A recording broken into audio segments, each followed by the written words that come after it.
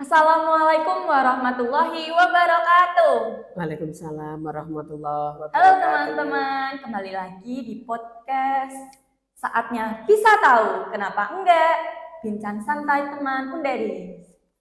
Kali ini aku kedatangan tamu yang sangat terhormat. Alhamdulillah aku kedatangan tamu Ibu Dekan dari Fakultas Pendidikan Agama Islam, yaitu ada Ibu Dr. Hajah Ida Zahra Adibah, SAG MSI.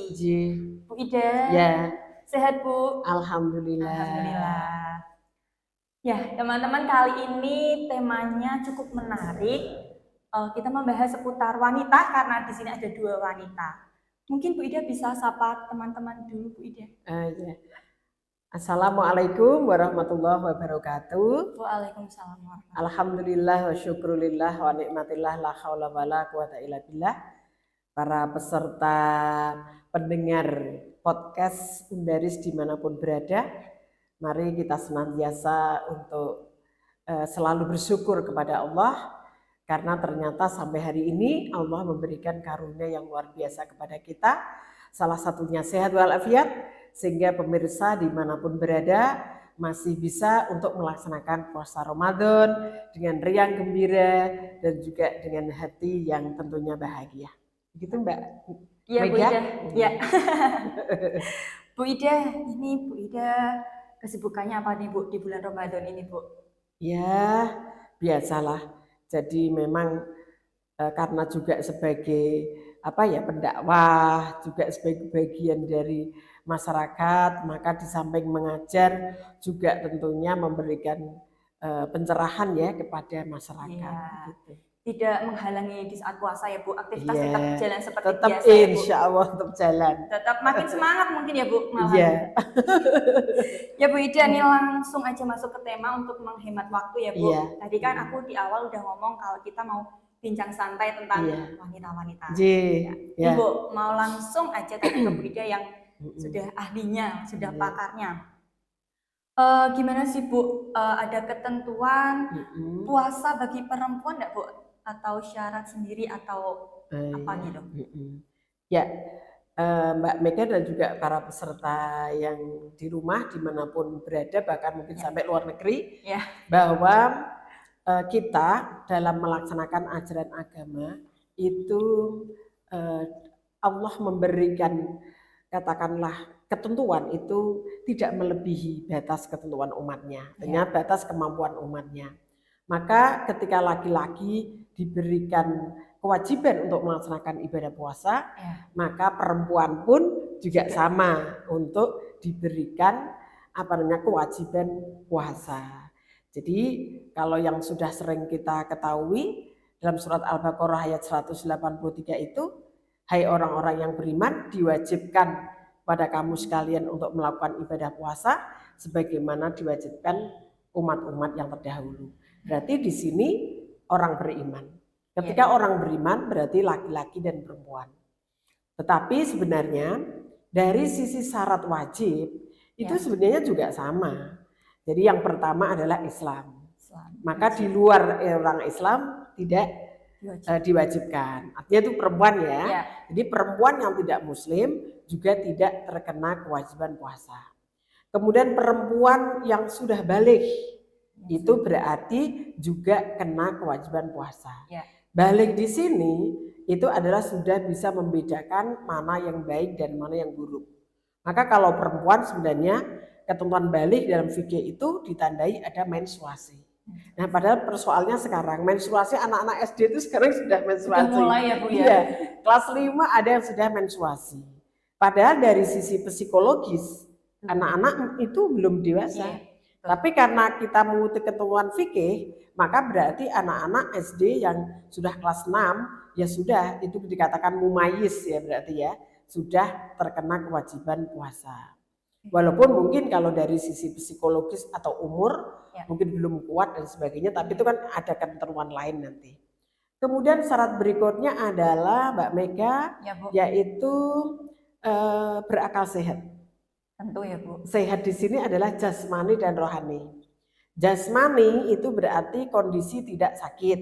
Jadi perempuan-perempuan yang sehat seperti Mbak Mega, Alhamdulillah. saya itu berarti Wajib. iya wajib melaksanakan. Tidak Kemudian sehat rohani. Sehat rohani itu dalam arti ya mentalnya tidak terganggu. Ya. Kalau bahasanya yang agak biasa di masyarakat itu gila gitu ya. Tapi itu sebenarnya tidak sehat mental gitu ya. Maka yang sehat jasmani dan rohani berarti sudah kena kewajiban. Sebenarnya itu aja. Nah. Tapi ada nggak sih Bu yang spesifik lebih lagi antara perempuan dan laki-laki itu? Iya, tentunya ada karena kan kalau laki-laki kan tidak punya batasan menstruasi, tidak punya batasan nifas, tidak punya batasan mengandung, tidak punya batasan menyusui. Nah, makanya yang membedakan kenapa perempuan diberi rukhsah atau keringanan ketika nanti harus mengganti di hari yang lain atau membayar fidyah itu karena perempuan memang diberi takdir yang berbeda dengan laki-laki. Takdir perempuan itu adalah menstruasi, kemudian mengandung, kemudian melahirkan, dan menyusui. 4 kategori ini bagi perempuan itu diberi keringanan oleh Allah, yaitu untuk mengqadha atau mengganti ya puasa di hari yang lain atau membayar fidyah. Nah, apa saja yang sekiranya harus diganti ya, katakanlah saat ini misal Mbak Mega lagi menstruasi. Ya, lagi haid nih Bu.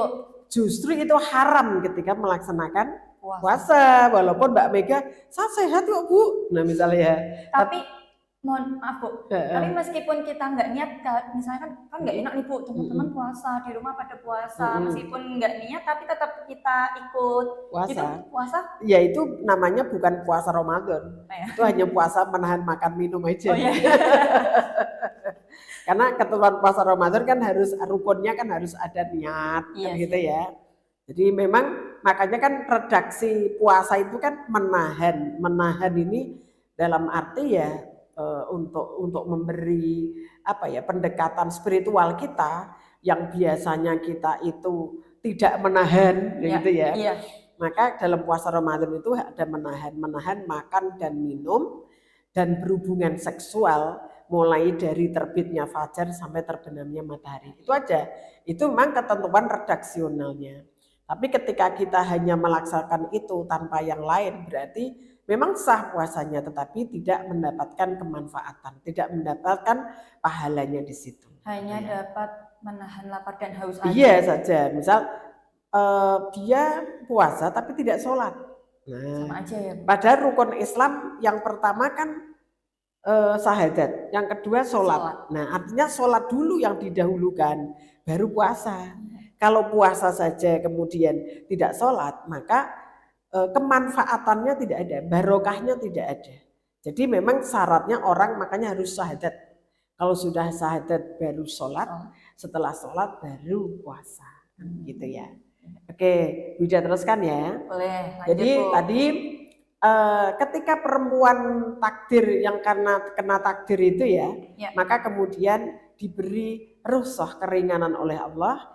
Ketika orang yang menstruasi, misal seperti Mbak Mega, maka tidak puasa, tapi wajib mengganti di hari yang lain. Setelah bulan Ramadan. Iya. Nah, ketika Mbak Mega kok ngulur-ulur, itu ya. Kan biasanya anak-anak sekarang kan malas, kok sudah ada temennya. Ya, itu Bu. Itu ya. Dilur-ulur, maka sebaiknya sebelum bulan Ramadan ini maksimal loh ya. Maksimal sebelum bulan Ramadan harus sudah mengqadha, harus sudah mengganti, gitu ya. Ya minimal maksimal bulan Sya'ban lah, gitu ya. Bulan Sya'ban itu kurang rong dino ijek poso lah, itu kepepet gitu ya. Tapi kalau sudah nendang itu lah gandeng yo keset dijarak, nah maka masih mengqadha dan juga masih membayar fidyah. Ada 2 ketentuan. Ketika dia jarak, belum bisa nyarutang. Tapi kalau hanya sudah mengqadha pada tahun yang sama tidak masalah, hanya mengqadha saja. Iya, iya. Jadi kalau menendang itu maksudnya nerak ya, maksudnya tidak taat perintah, maka wajib juga diiringi bayar fidyah. Iya. Kemudian selain itu adalah orang yang mengandung. Orang yang mengandung. Nah, sebenarnya kalau mengandung ini tidak ketika mengandung saya puasa haram tidak? Yaudah gitu ya. Yang haram itu justru ketika menstruasi sama nifas. Nifas. Ya, Yes. nifas itu melahirkan. Jadi yang haram itu kan ketika wanita menstruasi atau nifas, itulah yang diharamkan untuk berpuasa. Tapi kalau menyusui, kemudian mengandung, itu diberi keringanan dalam arti ketika janin yang dikandung itu justru nanti tidak mendapat asupan gizi, membahayakan ibu. Padahal tadi Bu Ida mengatakan bahwa Allah itu ketika memberikan syariat bagi umatnya tidak memberatkan. Betul. Ya. Maka ketika menyusui malah anaknya tidak kena asupan gizi dari ibu. Malah ibunya dosa. Iya. Anaknya kurang gizi kemudian bisa meninggal. Maka kemudian diberi keringanan. Nah, memang itu juga ada beberapa pendapat itu, Mbak. Ada yang mengqadha, artinya mengganti di hari yang lain, atau cukup membayar fidyah, gitu ya. Masalahnya kalau mengganti yang lain itu ada kepuasan. Tapi kalau menyusui 2 tahun kan tidak mungkin itu. Coba misal hari ini kita katakanlah menyusui. Puasa ini. Puasa tahun depan kan otomatis masih menyusui kan? Karena menyusui minimal 2 tahun. Berarti kan 2 tahun. Nah, ketika 2 tahun itu tidak berpuasa lagi, dan nanti kan gede padahal terus hamil. Tidak puasa lagi. Ini persoalannya.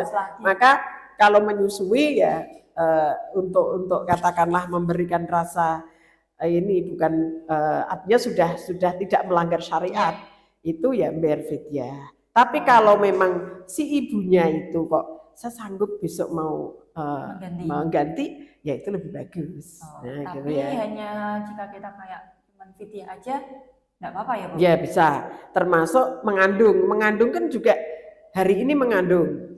Berarti kan besok melahirkan kan, tahun besok. Ketika melahirkan otomatis kan puasanya kan masih menyusui. Iya, tahun depannya juga masih menyusui gitu ya. Nah, memang jadi tadi Bu Ida mengatakan syariat itu memang tidak memberatkan, tapi tidak boleh kita ngenrengke. Ngenrengke itu kemudian aku enggak kuat makan, aku biar fidyah aja. Enggak bisa gitu ya. Karena bisa juga ada orang yang mengandung tapi dia tetap puasa, nyatanya juga sehat. Tinggal kita konsultasi ke dokter. Oh, ibu sehat kok bisa melaksanakan puasa. Nah, itu ya artinya tidak usah mengganti di hari yang lain.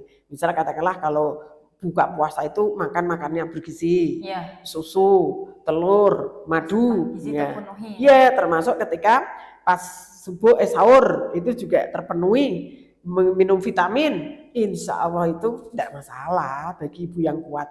Memang kan ada orang yang mengandung kan lemah toh Mbak Mega, lemah kondisi fisik, ngutah terus, nah itu tidak puasa gitu ya. Bisa mengganti yang lain atau bayar fidyah, tergantung kondisi ini, kondisi kesehatan ibunya. Jadi kalau itu memang ada pilihan, bisa mengqadha, bisa membayar fidyah. Lebih bagus ya mengqadha, karena kan ini bagian dari untuk mengekang hawa nafsu kita. Kan tujuan puasa itu sebenarnya kan untuk mengekang hawa nafsu, baik nafsu-nafsu yang sifatnya makaniyah makaniyah maupun badaniyah kan gitu ta. Nafsu badaniyah itu kalau tidak terkontrol itu juga akan membahayakan bagi kita. Sementara kalau nafsu lawamah, nafsu perut ya, itu kalau tidak terkontrol juga akan menjadi penyakit. Gitu. Jadi Mbak Mega intinya dan juga pemirsa semuanya bahwa perempuan itu memang dalam beribadah diberi berbagai rukhsah karena memang keadaan perempuan sendiri. Artinya dari sisi takdir itu perempuan memang harus diberi rukhsah. Gitu ya. Mungkin luar biasa ya Bu tema kali ini dan ilmu yang bermanfaat buat teman-teman juga ya Bu. Jadi Iya. tadi ada ketentuan atau keringanan ya Bu Iya. di saat puasa khususnya bagi kaum wanita. Tadi Iya. ada beberapa, yaitu yang pertama tadi ketika haid. Haid, Ketika iya. haid ya Bu. Ketika haid. Yang kedua tadi ketika mengandung. Iya. Mengandung. Yang ketiga yaitu melahirkan. Heeh. Yang keempat menyusui. Menyusui. Kalau nifas itu ikut nggak Bu? Ya, nifas itu melahirkan itu. Oh, melahirkan ya. Melahirkan itu kan kemudian keluar darah toh. Oh iya. Keluar darah. Nah, ketentuan begini ini juga saya sampaikan. Memang dari fikih ya, itu ketentuannya 40 hari. Oke. Karena rata-rata orang melahirkan darah itu berhenti mengalir keluar itu maksimal 40 hari. Tapi kalau setengah bulan kok sudah selesai, itu ya enggak masalah, langsung puasa. Langsung puasa. Jadi Bu Ida dulu ketika melahirkan 2 anak itu enggak sampai 40 hari. Enggak nyampe 25 hari sudah berhenti total. Sudah bersih-bersih 25 hari. Berarti kan memang fikih mesti diberi yang longgar kan. Iya. Kayak menstruasi. Iya. Menstruasi itu batas fikih kan 15 hari. Ya 15 hari itu sudah maksimal itu. Sebenarnya kan 7 hari, rata-rata kan 7 hari. 7, 8. Ya 7, 8, ada yang 9. Itu ya maksimal 15. Ketika lebih dari itu ya berarti sudah harus diperiksakan. Bisa juga penyakit gitu ya. Itu Mbak ya. Nah termasuk ini Mbak Mega. Jadi kalau misal menstruasi, kan ada misal Mbak Mega puasa hari ini. Kemudian nanti jam 5:30 itu keluar tiba-tiba haid ya Bu. Itu kan udah tanggung ya Bu. Ya, maka itu tetap membatalkan puasa.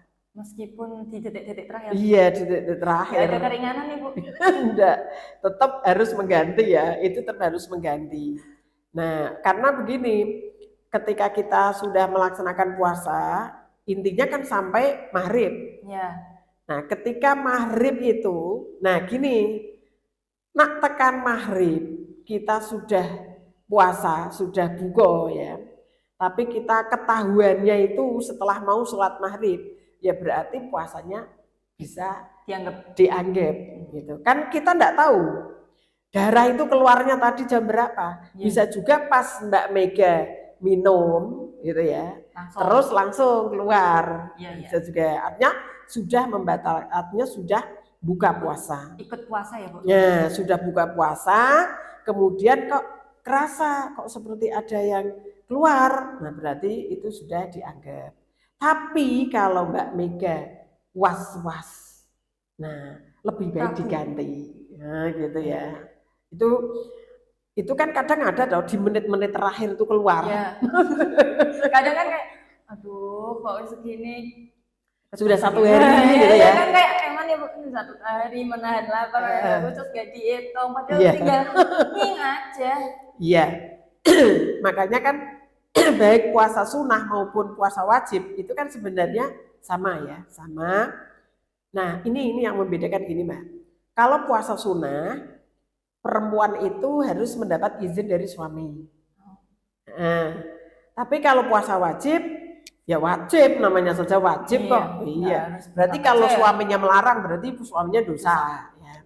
Tapi kalau puasa sunnah itu wajib minta izin kepada suaminya. Itu yang membedakan. Ya itu. Jadi kalau laki-laki puasa sunnah monggo-monggo aja. Tapi kalau istri harus mendapat izin. Kenapa kira-kira? Karena itu ada filosofisnya. Ketika laki-laki mohon maaf ini ya, misal katakanlah ingin menyetujui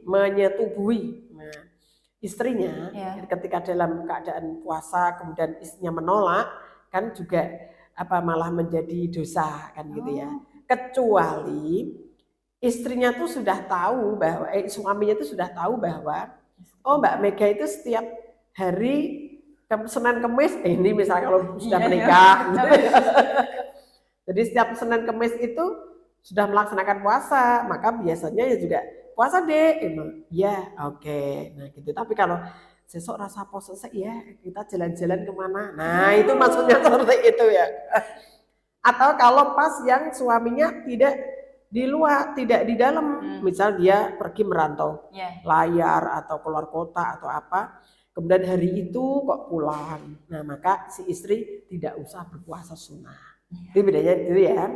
Nah, jadi untuk yang menstruasi saya kira sudah cukup ya, dalam arti bahwa ketika datangnya menstruasi itu sudah puasa, sudah buka puasa, dan kemudian ketika mau sholat maghrib itu kok dia ketahuan, nah, maka itu berarti sudah dianggap. Ya. Tapi memang lebih baiknya ya diganti, was-was. Ragu. Ya ragu. Jangan-jangan nanti keluarnya sebelum tadi. Tapi gitu kan kita nggak tahu, Bu. Iya. Iya. Kemantepan itu ya. Kemantepan. Itu kan kayak kentut toh. Orang kentut itu jadi kentut apa enggak ya? Itu kan kemantepan. Maka kan wudhu lagi ya gitu. Tapi kalau kemudian kayaknya tadi kayaknya hanya jago keluro itu. Perutnya keroncongan berarti enggak usah wudhu lagi. Gitu ya. Tuh, kemudian kalau yang mengandung tadi sudah ya, artinya tidak ada batasan-batasan, termasuk yang nifas tadi ya, ada batasan. Nah, bagaimana ketika misal dia menstruasi atau nifas sebelum fajar itu sudah selesai, terus mandek total. Jadi kan misal Mbak Mega bangun tidur, wis ora ono darah yang menempel di celana dalamnya, misal ya. Dia tuh sudah tidak ada di pakaiannya sudah tidak ada. Kemudian tapi Mbak Mega belum mandi, maka tetap niat puasa. Boleh, nanti terus mandi, ya boleh. Iya. Jadi ora kudu ngenteni sesuk, lek sesuke gek poso, ndak. Langsung hari itu saya niat puasa. Kan sebelum imsak toh. Iya, sebelum imsak. Maksudnya sesudah imsak. Iya ya enggak boleh. Kan pas imsak. Maksudnya sebelum fajar, termasuk Buida itu sebelum imsak. Ya sebelum imsak itu kan Mbak Mega katakanlah sudah kok sudah bersih. Sudah ada apa? Berarti besok saya puasa kemudian niat puasa, kemudian sahur, kemudian langsung mandi. Mandinya di pagi hari enggak apa-apa ya? Iya, langsung. Setelah itu kemudian mandi gitu. Ketimbang besok lagi masih kita kan ngendende kewajiban. Menunda lagi. Iya. Gitu ya. Luar biasa ya Bu, ilmunya tuh cukup menambah ilmu sih, khususnya buat aku juga yang belum tahu. Belum tahu kan jadi tahu gitu Bu. Nah, ini buat teman-teman Undaris yang belum tahu tentang fikih khususnya buat wanita. Nah, tadi udah disampaikan panjang kali lebar sama Bu Ida ketentuan-ketentuan khususnya untuk wanita ya Bu ya. Terima kasih Bu Ida untuk waktunya dan untuk ilmunya buat teman-teman di Undaris. Nah, teman-teman di Undaris jangan lupa tetap saksikan podcast-podcast selanjutnya karena tema-tema yang lain cukup sangat menarik. Nah, satu pesan buat teman-teman Undaris, buat siapapun yang punya adik, punya saudara atau siapapun, ajak teman-teman kalian semua untuk mendaftar di Undaris. Nah, nanti linknya ada di bawah ini, nanti aku kasih, kalian tinggal klik aja, kepoin di link-link itu. Banyak banget fasilitasnya di sini dan tentunya juga dosen pengajarnya juga seperti Bu Ida ini luar biasa ilmunya. Cukup sekian mungkin podcast kali ini, sampai jumpa lagi di podcast selanjutnya. Dadah. Wassalamualaikum warahmatullahi wabarakatuh. Waalaikumsalam warahmatullahi wabarakatuh.